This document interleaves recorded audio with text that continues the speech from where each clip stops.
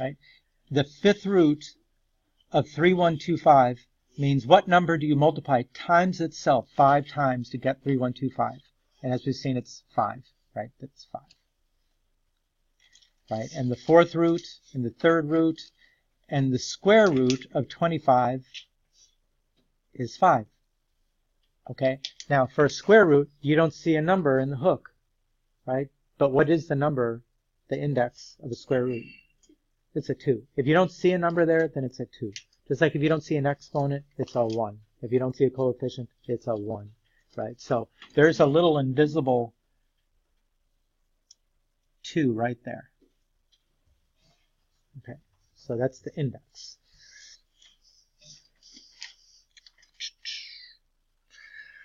Okay, so we know that when we solve equations, right, and you take the square root, you always have to include the plus and the minus, right? That's the source of 2 solutions. And we know that, you know, we expect as many solutions as the degree, and if we didn't do that, we wouldn't have all the answers. But when you're presented with a radical as part of an expression, we assume they always mean the positive root, not the plus and the minus. You can assume that they mean positive, right? That's called the principal square root, or principal is spelled like the principal of a school, P-A-L, right, at the end. All right. Another thing that's different than the way we dealt with this before is in this unit, when we do the square root of negative 25, we're not going to say 5i or plus or minus 5i. We're just going to say non-real. We're not interested in the square roots of negative numbers. Right? So those are 2 differences. We assume square roots and any even roots are positive numbers, and the square roots of negatives or even roots of negatives are non-real, and we leave it at that.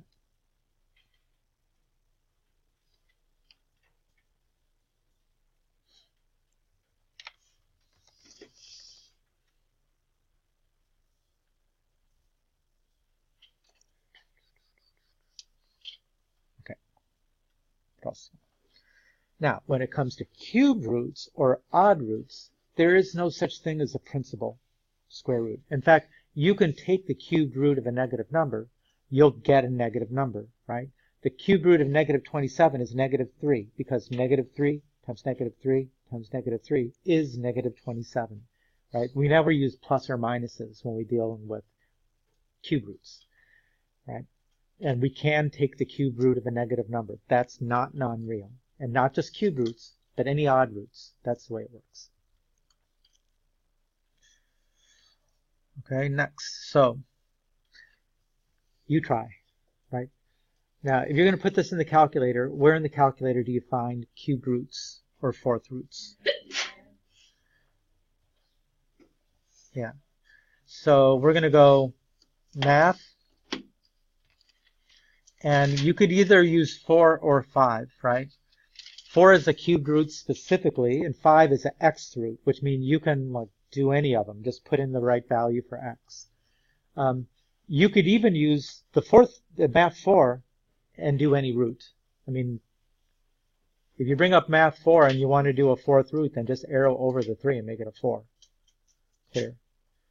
Or the other way that really I think that they expect you to use this is like if I want to do a fourth root, that I type 4 and then I do math 5, and then it automatically puts the 4 as the index. So in any case, clear. Try those 4.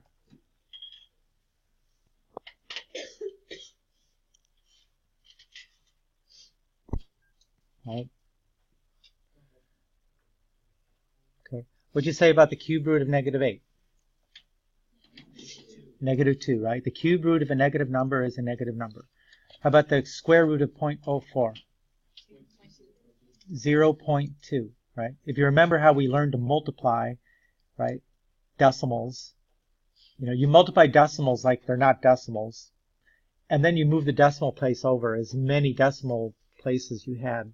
Like this one was 1 to the right, or 1 to the left, and 1 to the left, so this one is 2 to the left. You add it up, 0.04. How about the fourth root of negative 1? That's non-real, right? Even roots of negative numbers, we're just going to say are non-real.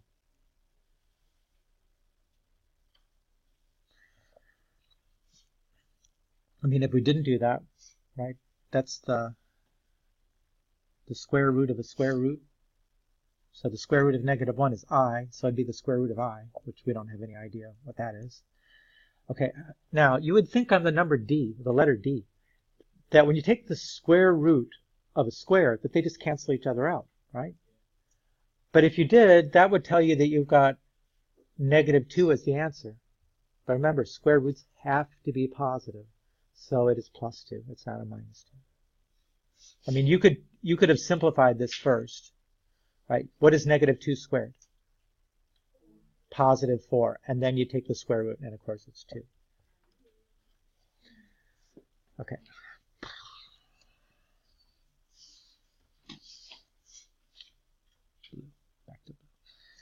Okay, so when you simplify radicals, like I said, you would expect that when you take the square root of a square, they just cancel each other out.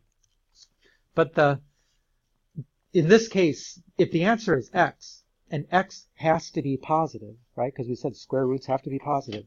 X could be negative. It's a variable. We don't know what it is. So in order to make sure that it is positive, that's why we put absolute value symbols around it. So if we take a cubed root, right, the cubed root of x to the third, as you would expect, is x. Now, I don't need absolute value symbols around that because we said cube roots can be negative. There's no problem with that. There's no concept of a principal square root of a cube. Right? The fourth root of x to the fourth, there's another even root, right? The fourth root of the fourth cancel each other out, and you get x. But again, fourth root has to be positive, so I use absolute value symbols around it.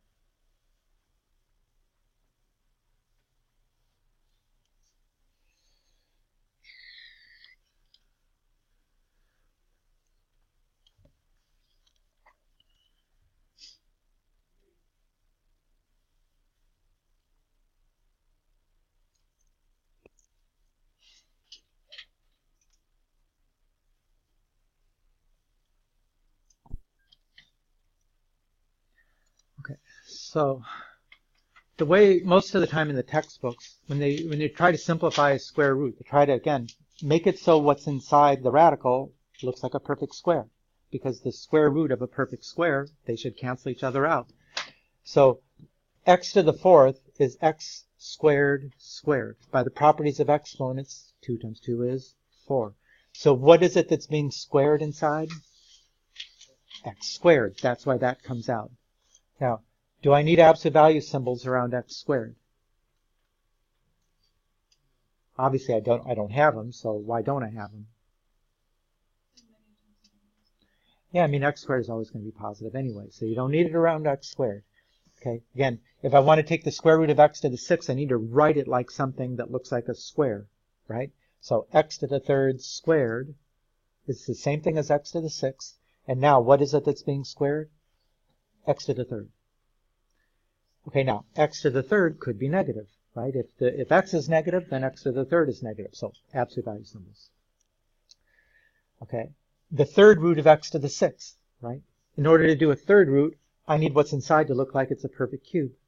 So this time it's x squared to the third.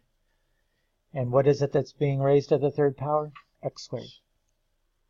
Okay, do I need absolute value symbols? No, why not? Because it's a cubed root. Cubed roots can be negative, right? Now, I don't usually rewrite things like this. Instead, what I would do is like this. I would just divide the exponent by the index. If you want to know how many x's come out, divide the exponent 4 by 2, you get x squared, right? You divide 6 by 2, you get x to the third, right? X to the 6th, the third root of x to the 6th. 6 divided by 3 is x squared. So using that kind of process, how many x's come out of the fourth root of x to the 12th? It should be 3, right? 12 divided by 4 is 3. Now, do I need absolute value symbols around that? Yeah, because x to the third could be negative, and it's an even root. So just to be clear, just to be sure, I do that.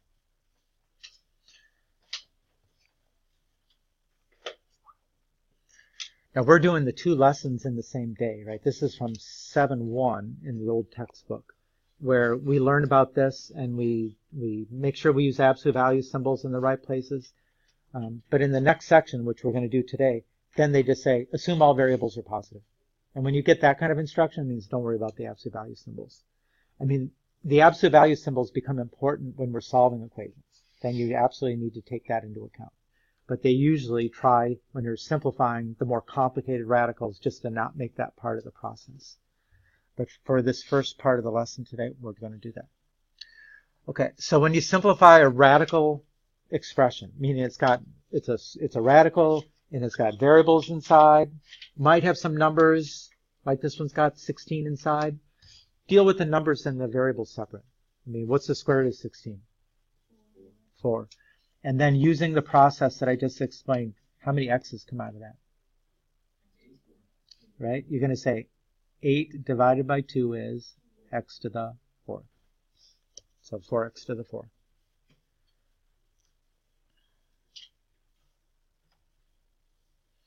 Okay, so try this one.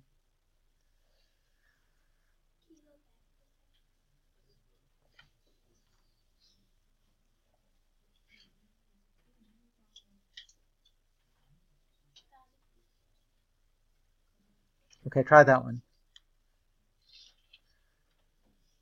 Shouldn't take too long.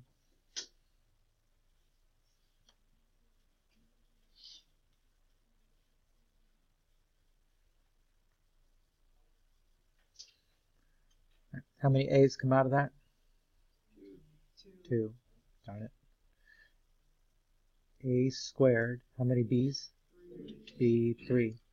All right, just divide the exponent by the index. Would I need absolute value symbols? No, because it's a cubed root. Cubed roots can be negative, so we don't want absolute value symbols. Okay, how about this is for me. How many x's come out of there? 2. Yeah. I mean, in a way, 8 come out, but there are only 2 when they come out, right? And y to the? 3. Okay, do I need absolute value symbols? Yes. For which one?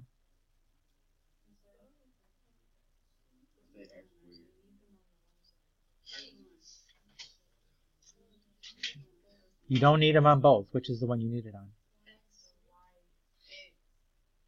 X is squared. We already did this one before. If it's squared, it's always positive anyways, right? This is the one that you don't know that y to the 3rd is going to be a positive, so you need to put absolute value symbols.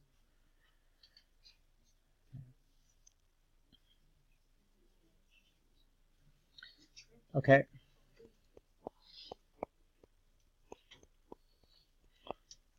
Okay, so the square, this is your U try. Shouldn't take too long. So we're going to plow through these slides in no time.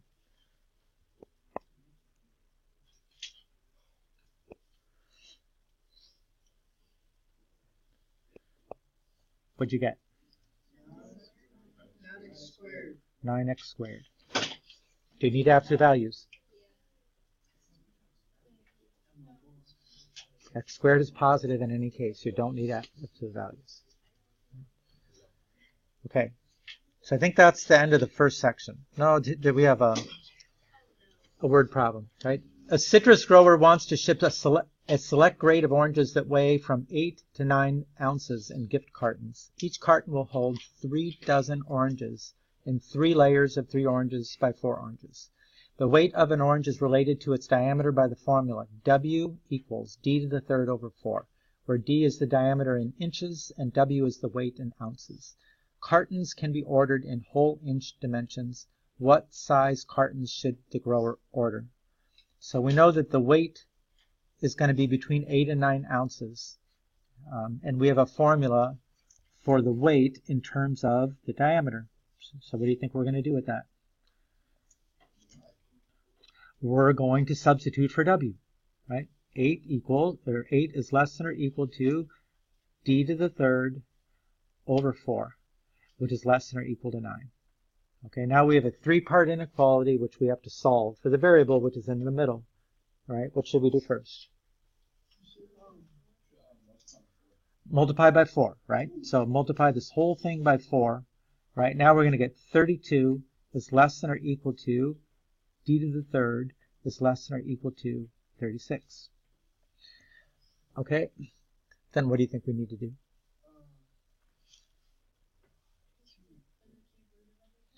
Yeah, take the cube root of everything, right? So we're going to have to go cubed root here, and cubed root here. And that will be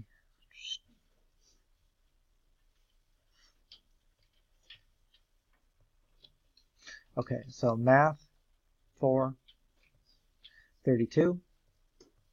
Looks like 3.17, but it says we need to do it in whole inch dimensions. So what do you think we're going to put in? But if it's 3, it'll be a little too small. So I think you'd probably have to go with the next rounded up, you know, if you're going to fit that many oranges in. So let's say that'll be, I'll put it first, I'll put 3.2. And let's do the next one. That'll be, second, enter. Ah, clear. Math 4 and 36. And it's 3.3. And so you've got to round them up. Well, that can't be right. No, it could be. The diameter has to be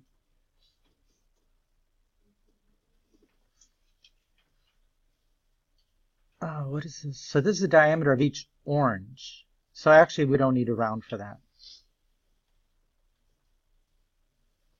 The D is the diameter of the orange. It's not like the dimensions of the box, so we leave it right there.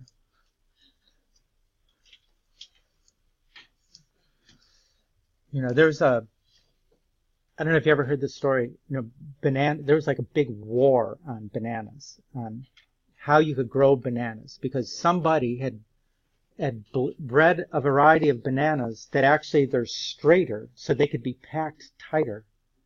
And that, you know, was opposed by somebody else who did all their business, you know, with curved bananas. And so it was a big deal. It was several years ago. So I remember as a Brit who was telling me the story. Okay, so now we're going to move on to the section which is about simplifying radicals, multiplying radicals, dividing radicals. In this case, they won't always simplify completely like they did in the first unit. Okay, so the first thing is there's what we would refer to as a product property for multiplying radicals, which goes two ways, right? It's, if you're multiplying two radicals, you could actually just combine them into one radical, like the square root of 2 times the square root of 32. Multiply the radicands, that's the square root of 64. So sometimes that'll help us out. By combining them, we get something that can be simplified completely. Or, if you've got a square root like the square root of 50, which you cannot simplify, it's not a perfect square, you can use the same product property to split it into two radicals so that you can simplify at least some part of it, right? 50 is 25 times 2. So you write it as two radicals. The square root of 25, you know, that's 5.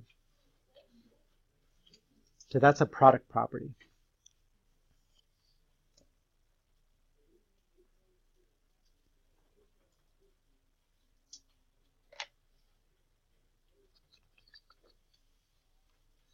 Let me do this.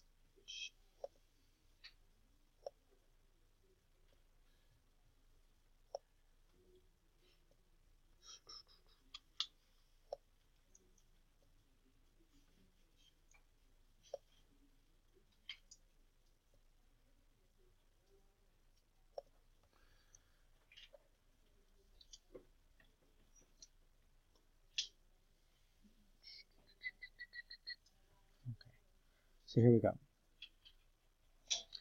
So multiply, if possible. Oh, so one thing I didn't say that I should have emphasized here. I mean, if you look at the property right there, it makes the point that if you're going to multiply these radicals, they both have to be real numbers. So what would make them not real numbers?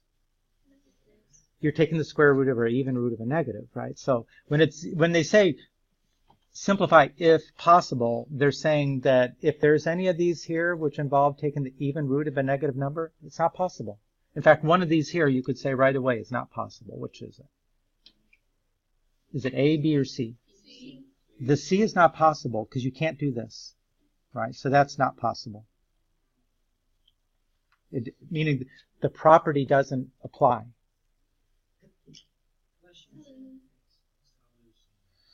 Okay, now I think this one, square root of 2 times the square root of 8 is, using the product property, that's the square root of 16, which is 4.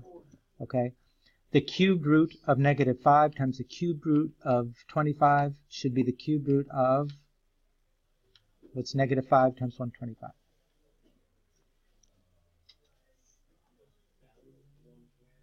Negative 125.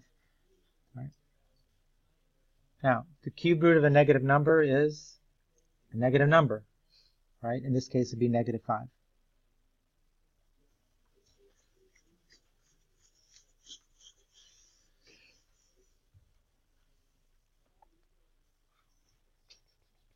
Okay.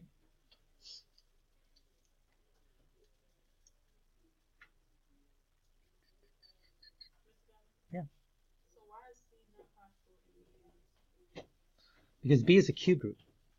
You can take the cube root of a negative number. That's negative or negative real, you know, but it's in C, it's the square root of a negative. We know that would be I. That's non-real. Okay. Okay, so try those three. So what'd you get for the first one? 6. Right. Should have been the square root of 36, which is 6. Okay, how about the next one? Okay, so you combine them into one radical using the product property, negative 27, and it should be negative 3. And how about letter C?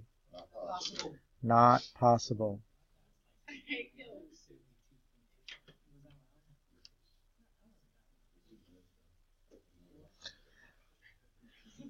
Okay.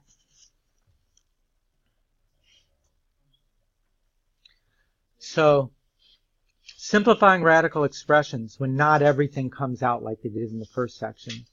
You know, you want to look at the numbers and the variables separately, and then try to simplify the most that you can. Like the square root of 72, that's not a perfect square. So you need to find the biggest factor of 72 that is a perfect square, because that's what allows you to do that. So assume, and then in this section, and really for the next couple, they always say assume all variables are positive, so we won't be worrying about absolute value symbols. So let's say I was going to deal with this one, the square root of 72 x to the third. First, 72 is not a perfect square. How could I simplify that? How could I break that into pieces? Okay, so let's say you did 9 and 8. Okay, that would be the square root of 9 and the square root of 8. That would be 3 times the square root of 8, which is accurate. But how about the square root of 8? Can't that be simplified too? So you want to get the most simplification, and 9 times 8 was not the best way to simplify that. What's a bigger factor of 72, which is a perfect square? 36 times 2, right? Now, if you have problems doing that, I'll show you a way to do this in the calculator, which works pretty much every time. So if you wanted to find the square root of 72, simplified but not turned into a decimal, exactly the way they always ask for it here, then go to y equals, and on the first line put x squared, because this is a square root, put x squared. And on the next line, put 72 divided by x squared.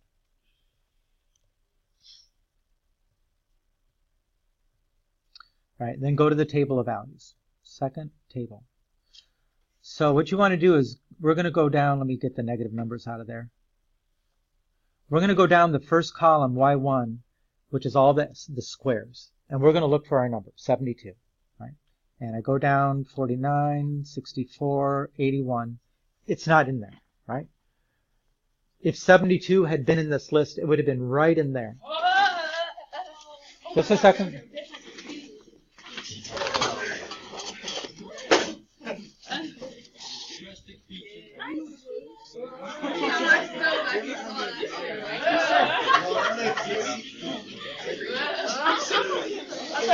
I thought she started singing.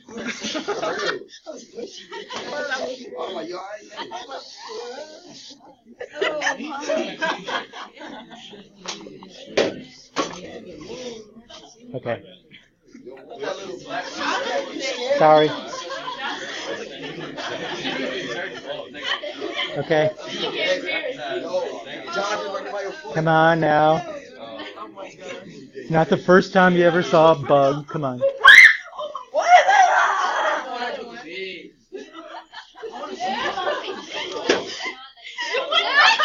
He's dying.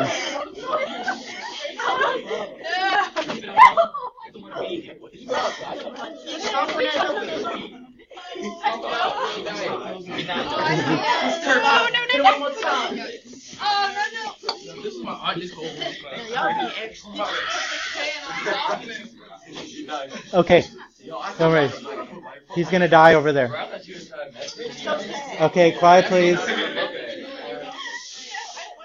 Okay, this is all being recorded, you know. Yeah. Okay, quiet please. I'm trying to show you this thing. Quiet please. Okay, enough excitement. So again, if you want to find the 72 simplified, right, go down to the first column, which is all the squares, and you see it, 72 is not there, right? But it would have been between 64 and 81. So at that point, go into the third column and go up until you find the first non-decimal. So right there, 36 times 2. Right? I mean, the truth is that you could, for 72, you can say 9 times 8, you could say 4 times 18. It's got like 3 different perfect squares as factors, but you want the biggest one. So this is a way that you can always like find the, I mean, in the end, what this is going to be 6 times the square root of 2. It's the first column times the square root of the last column. Okay, so that's,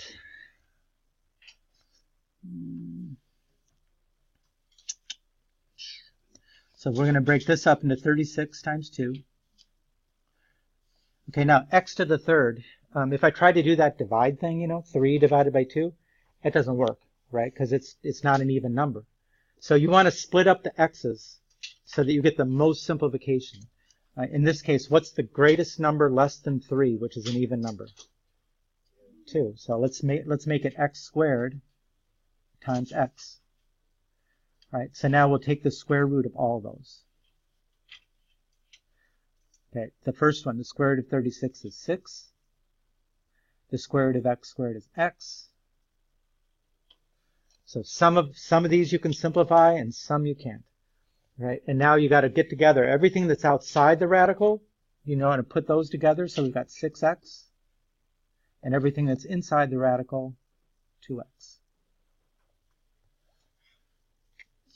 Yeah.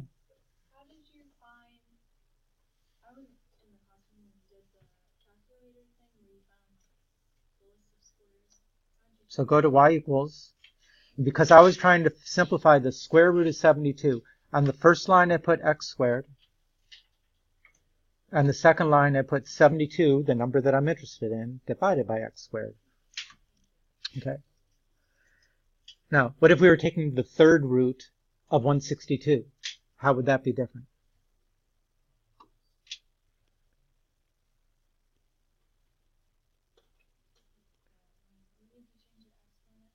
Okay. Yeah. So it would be x to the third and 162 divided by x to the third.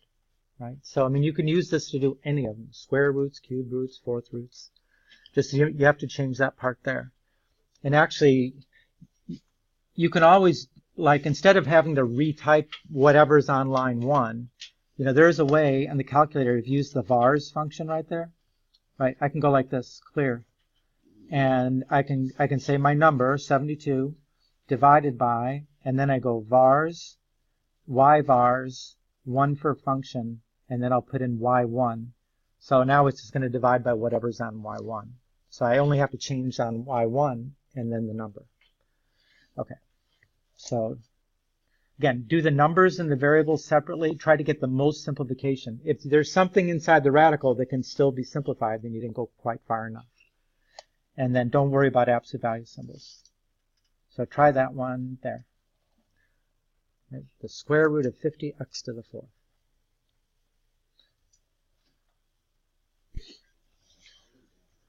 Right, so how did you split up the 50? 25 times 2. Again, if I was going to do that in the calculator, right, I would go on the the first line I've got x squared. On the next line I've got 50 divided by x squared. And then I go to the table of values, right? I look for 50 in the second column. It's not there. So at that point, I go to the right column and go up until I find the first non-decimal. 25 times 2. So this is 5, first column, times the square root of 2. So this would be 25 times 2. Okay, what about the x to the fourth? Do I need to split that up? Why? Say again? Yeah, because 4 divides by 2. Actually, they're all coming out. I didn't need to split it into 2 parts. So this, I'm just going to leave that like x to the fourth. Again, we're using a product property now to split it up into a bunch of square roots. Simplify the ones you can, and the ones you can't, then you can't. So that's 5 times the square root of 2 times x squared. And then get everything that's outside the radical in front, 5x squared times the square root of 2.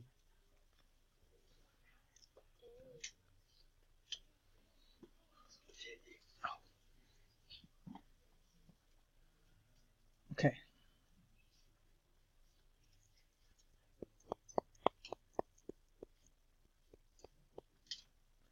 Okay, here we go. So simplify the cube root of 80 n to the fifth. So again, I have to split up the 80. 80 is not a perfect cube. So I'm going to put in, on the first line, I'll put x to the third, x hat 3, delete, clear, x to the third. And on the next line, I'm going to put 80 divided by x to the third. Clear. I'm all messed up here. Delete that. And then that is the 80. Okay, now I go to second graph. And I look for 80 in the second column. And it's not there, right? It jumps from 64 to 125. So at that point, I jump into the column over here, and I go up until I find the first non-decimal. I guess it got to be in the first column to do that.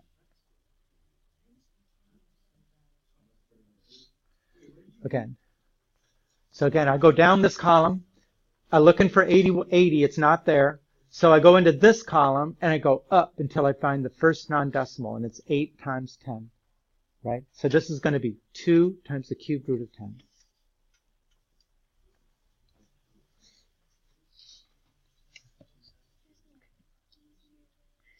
Okay, so this is 8 times 10. Okay, what about the end of the fifth? Are they all coming out? No, because 5 doesn't divide by 3. So what's the biggest multiple of 3 less than 5? 3. So you want to split it up to be x to the third times, oh sorry, that was an n. That was the n to the third times n squared. Okay, and now we're going to take the cubed root of all of them.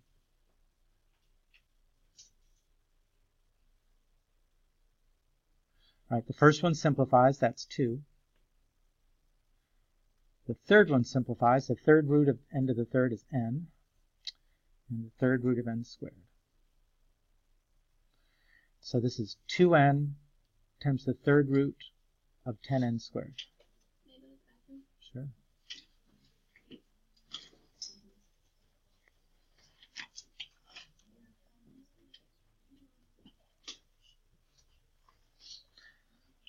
Now, you don't have to use this process to simplify the numbers. I mean, that's up to you.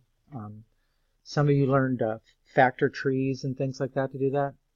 I'm not going to do that, but if you want to do it, just make sure you get it right. Okay, so try that one. The third root of 18x to the fourth. So could you simplify the cube root of 18? Are there any factors of 18 that are perfect cubes? No. So there was nothing to do about that. How about the x to the fourth?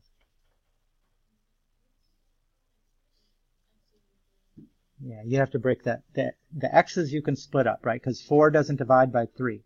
So the 18 is going to stand by itself. Then we'll make it x to the third and x. So take the third root of all those things. Right, the first one doesn't simplify. The third root of x to the third is x, and the third root of x. So put everything together that you can. X times the third root of 18x.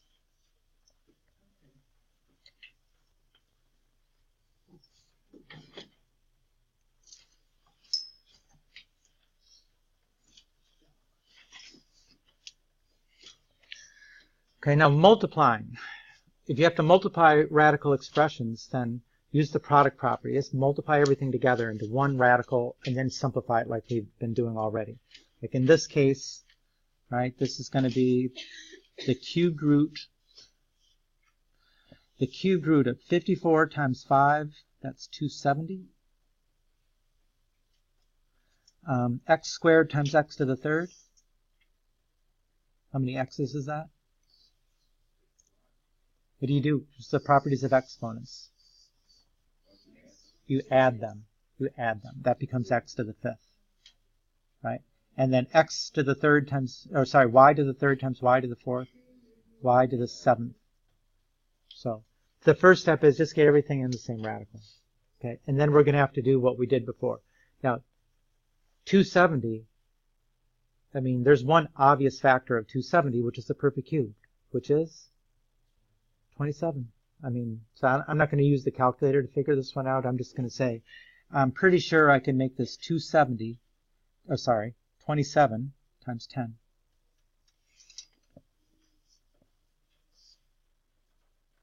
And 10 is can't be simplified any further, so we're okay with that.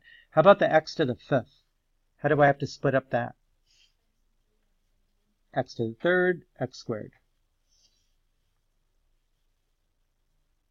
How about the y's?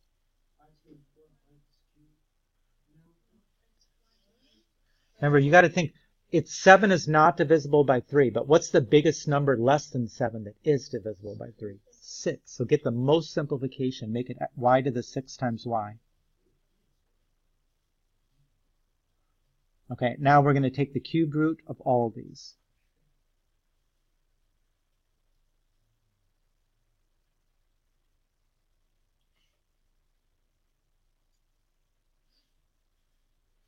Okay, the first one is a 3. The third root of x to the third is x. Third root of y to the sixth, how many y's come out of that? 2. 6 divided by 3, y squared. And the third root of y we can't simplify. So now we put everything together, which is outside, 3x y squared, and everything together, which is inside, 10 x squared y.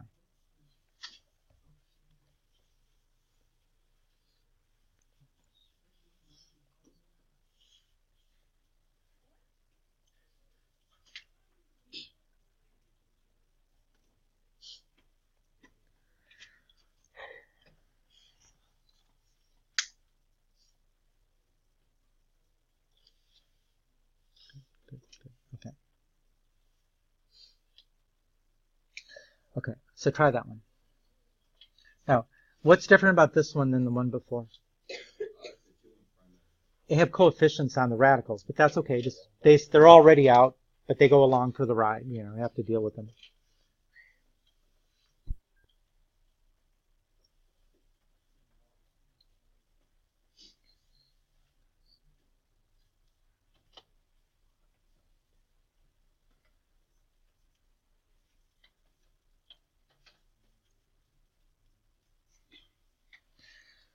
Right, so when you multiply the coefficients that are outside, 2 times 3, right, and then multiply the things that are inside.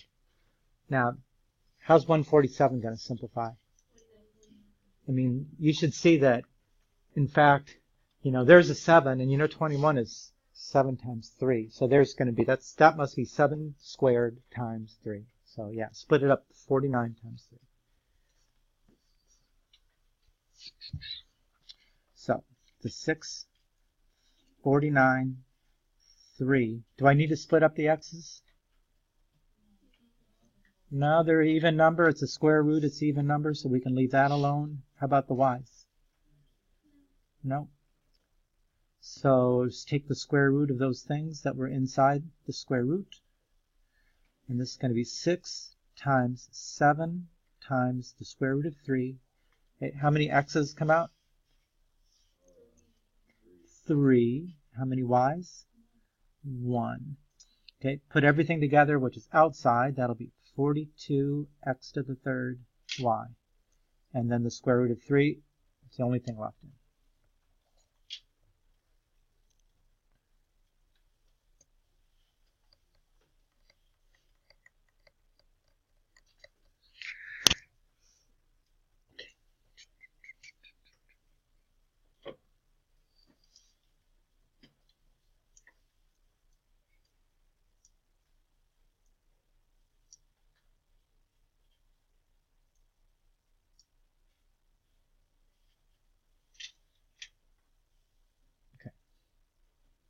So dividing radicals, right? We have a quotient property too, right? So you can use that to combine radicals. Like you have the division of radicals. You can make that one radical and put the numbers inside or the expressions inside. Or you could use that to take one radical and split it into 2, right? Either way, right? The square root of 18 divided by the square root of 2. Well, neither one of those simplifies by itself, right? But if I make that the square root, 1 square root of 18 over 2, that's the square root of 9, which is 3. So in this case, it helps us to simplify the radical, to put it all into 1. Right? Or the square root of 49 over 25. I mean, if you tried to, if you turn that into a decimal, it'd be some kind of 1.96 or something like that. We don't want to do that. Right? Instead, we see that 49 and 25 are both perfect squares. So why don't we take the square roots of both of them individually? So 7/5.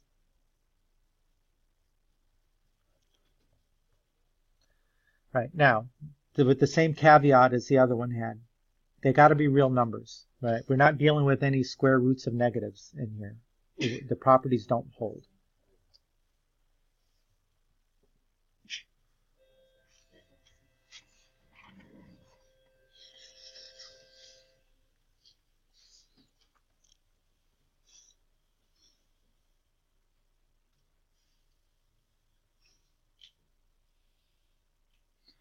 Just to show you how these properties, it has to be real numbers. So in this case here, the square root of -2 times the square root of -2, you'd say, well, why isn't that 4? Or the square root of 4, which is 2. Right? But if I simplified these using imaginary numbers, right, then I would have I times the square root of 2 times I times the square root of 2, which would be I squared times the square root of 4, which is actually I squared is -1, so that's -2. So you get 2 different answers. That's why it's got to be real numbers. For the product property or the quotient property, it's got to be real numbers.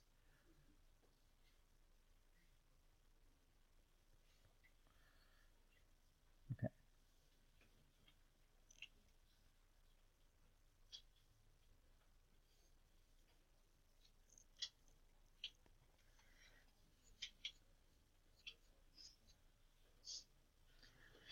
Okay.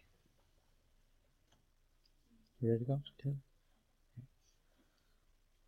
Okay, so divide and simplify.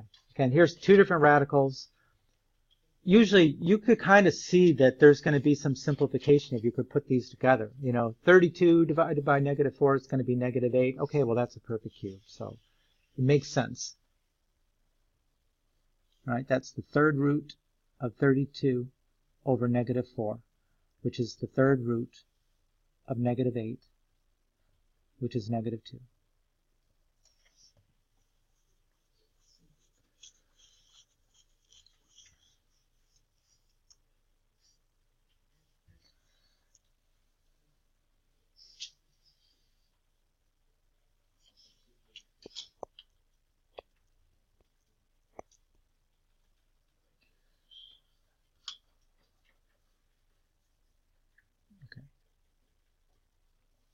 So try to do that one.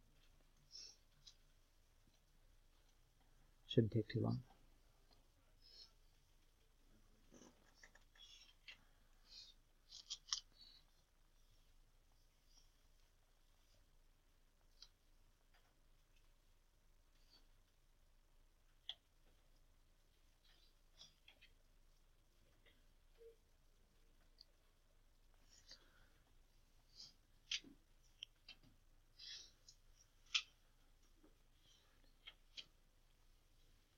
So what was 243 over 27?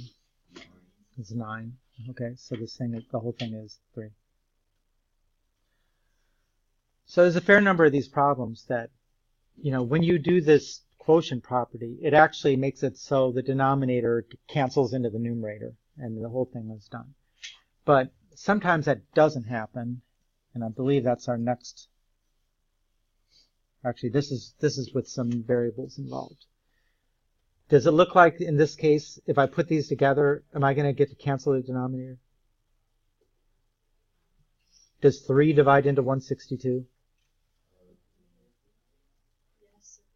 Yeah, it does. Remember, the trick for knowing 162, just add up 1 plus 6 plus 2 is 9. 9 is divisible by 3, so is 162. Okay, so what about the x to the 5th over x squared? I mean, I'll be able to cancel the 2 x's in the denominator. So, I mean, in this case, it makes sense. You know, we need to put these together into one radical. And we're going to get the third root of 162 x to the 5th divided by 3x squared. And at that point, I can simplify. Right? This is going to be the third root. 162 and it's 54. And x to the 5th over x squared is x to the third. I mean, you could think of it like you're canceling 2 of the x's, or you could use properties of exponents. Subtract. 5 minus 2 is 3. Okay, now, I have to simplify that. The cube root of 54. Is 54 a perfect cube? No. Okay, so we need to, what's the biggest factor of 54, which is a perfect cube? 9 is not a cube. 27. Yeah, it's going to be 27. Again, I've got this thing already set up to do x to the third, so let me just make that a 54. Enter. And then I go second, y equals, I go down the first column, 54 would be in between 27 and 64, and I go up, okay, 27 times 2. So this is going to be 3 times the cube root of 2. So let's split this up. All right, this will be 27 times 2, and then x to the third will not need to be split up. So the third root, the third root, the third root. This is 3 times the third root of 2 times x. 3x times the third root of 2.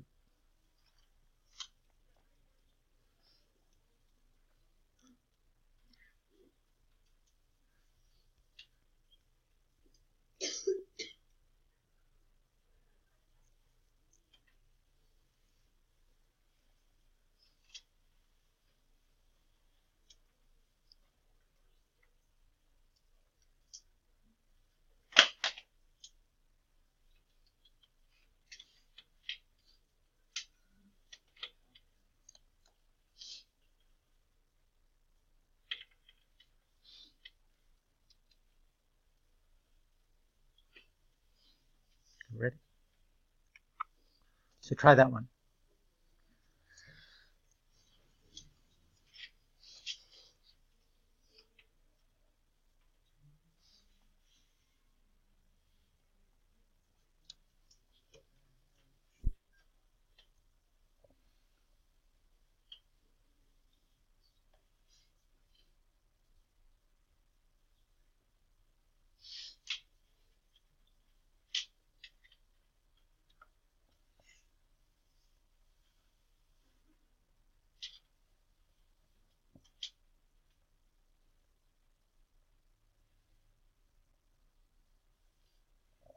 Right?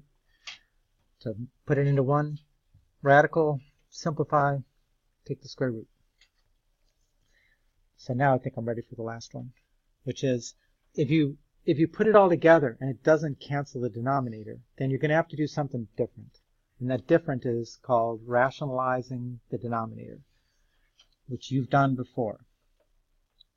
Well, I don't know how many more of these I got. Okay. I don't remember why I was going to do this one, but I'll do it quickly anyways. The fourth root of 1024 x to the 15th divided by the fourth root of 4x. Right, that is the fourth root. Right. 1024 divided by 4, 256. X to the 15th over x, x to the 14th. Okay, what's the fourth root of 256?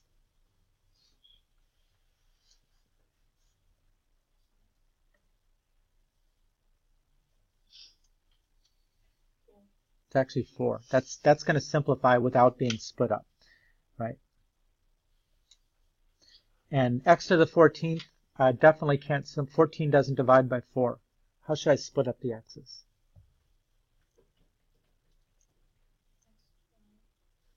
X to the 12 times x squared, right? Since 14 is not divisible by 4, we're looking for the biggest number less than 14 that is divisible by 4, and that's 12. Right, x squared. And then we'll take the fourth root of all those. 4, 4, 4. So this is going to be 4x to the third times the fourth root of x squared.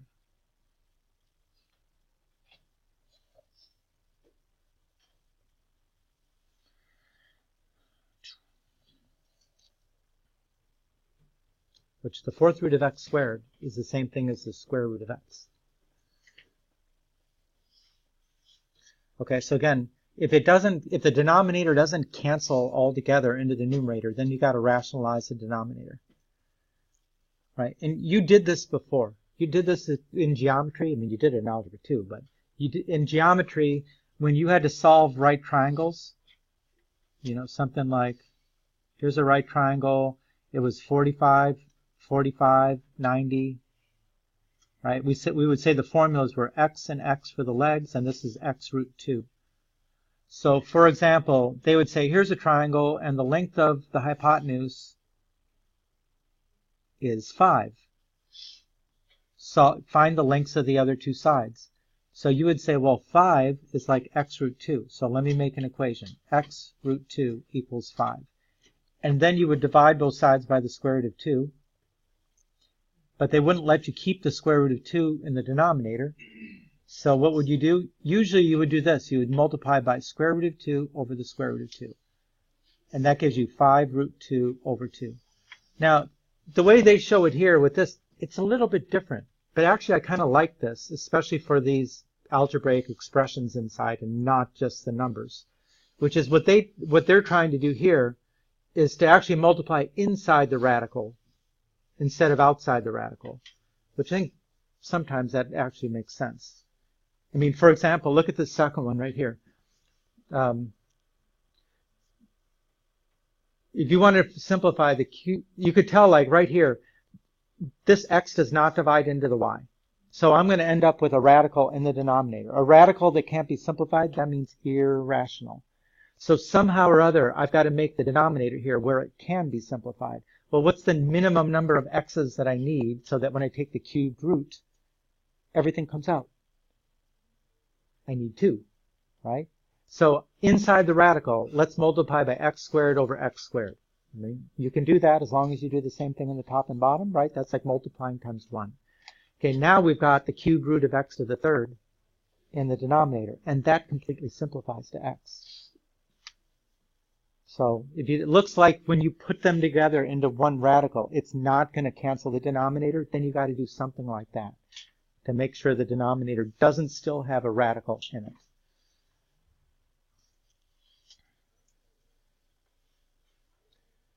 You know, if you, in the first example here, again, this 3 is, square root of 3 is irrational. So multiply by the square, by 3 inside the radicals. And it worked out. But would that have worked out here? I mean, there is no radical in the numerator, right? It was 5 over the square root of 2, so that really would not have worked.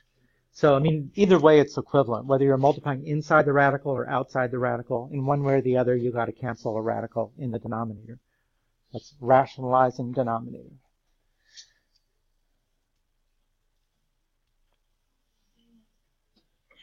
Okay.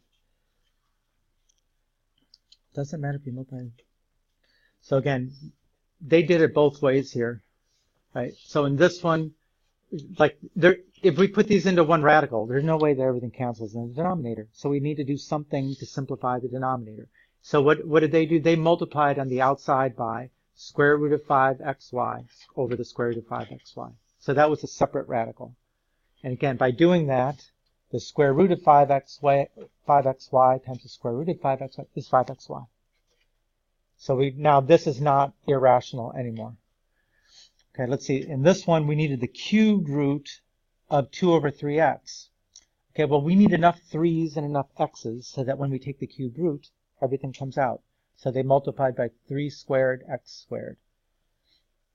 Now we've got 3 to the third, x to the third. And when you take the cubed root, you get 3x. So they're two little bit different ways to do it. I mean, I used to always do this no matter what. But I think actually I will do this some of the times now, at least.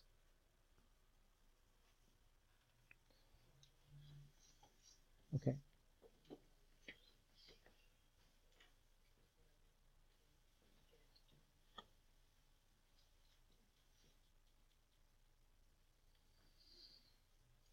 Okay. So try to rationalize those two denominators.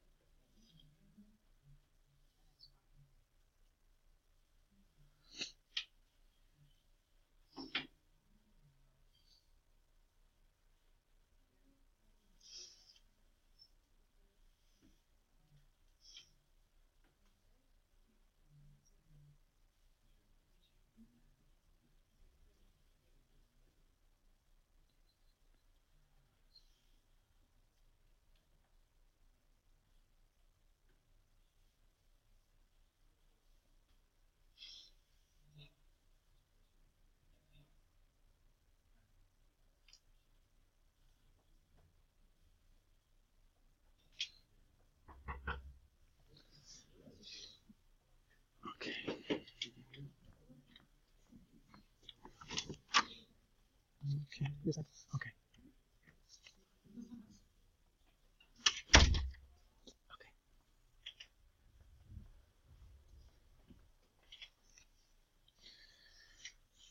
So, I mean, that's the first step on both of those. But now you have to keep going. Does it look like you can simplify numerators? Like this 20x to the fourth y. Is there something that can come out of that? I mean, 20 got a perfect square as a factor? Yeah, it could be a 4, right? So that would be the square root of 4 times the square root of 5. How about the x to the fourth? That's all going to simplify, isn't it? That all comes out. I'm going to write it because I'm showing all the steps. Right, so this is 2 times this times x squared times the square root of 5y divided by 10xy. Now, if you get to that point, you're not done, because actually outside the radical, there's a common factor of x. So you should cancel this x here with one of the x's here. And actually, what else could be simplified? This 2 goes into 10. So it should be x times the square root of 5y divided by 5y. Okay, this one, take it in 2 steps. The third root of 144x squared divided by 6x. Now, we can't simplify the cube root of x squared. Is there any perfect cubes in 144?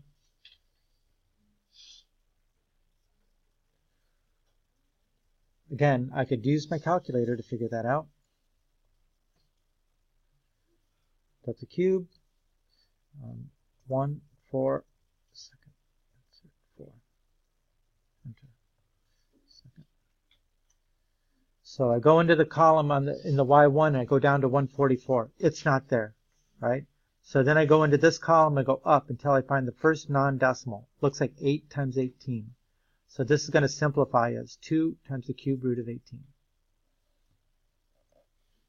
So there's nothing else to show there anyway. So 2 times the cubed root of 18x squared over 6x. Oops. But now I have to simplify. 2 goes into 6. 3x. There you go. So that is that. I don't think they're clapping for me here. Okay, so that was it.